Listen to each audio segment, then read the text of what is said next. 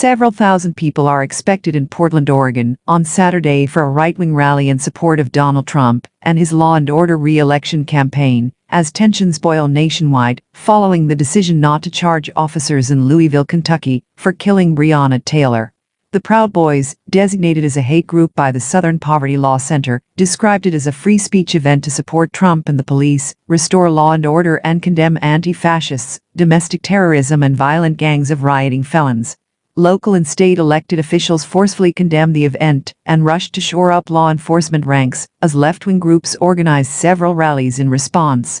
Oregon Governor Kate Brown said she was sending state troopers to help the Portland police and creating a unified command structure among city, regional, and state law enforcement, a tactic that essentially circumvents a city ban on the use of tear gas as a crowd control measure.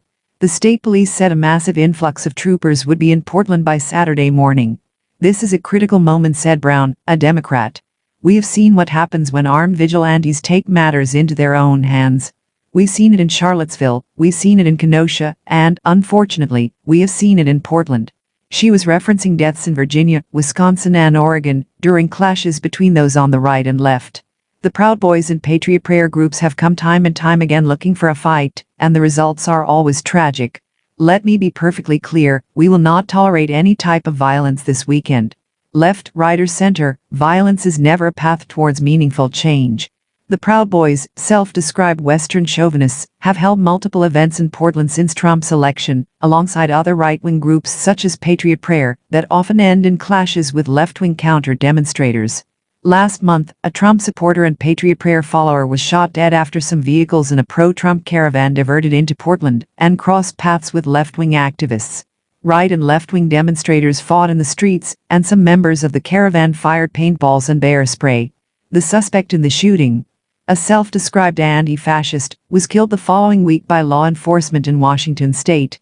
Similar clashes in 2017, 2018, and 2019 resulted in violence and unrest, and a massive deployment of law enforcement. The Proud Boys mentioned the death of Trump supporter Aaron J. Danielson in their permit application, as well as Kyle Rittenhouse, the 17-year-old charged in the shooting deaths of two Black Lives Matter protesters in Kenosha, Wisconsin. Rittenhouse's attorneys say he acted in self-defense. "The lawlessness has culminated with the assassination of our friend and Trump supporter J. Danielson in Portland," the Proud Boys wrote in their permit application. "Portland leadership is unwilling to stop the violence. They have been blinded by their hatred of our president and will not allow outside help stopping the violence." Portland Mayor Ted Wheeler said the city and its police force did not need or want help from paramilitaries or vigilante groups.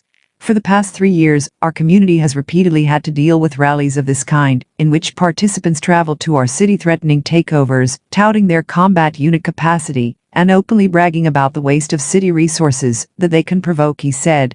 "We are unified and strong, and we will use every available power and resource of our city government to protect free speech and our community from violence."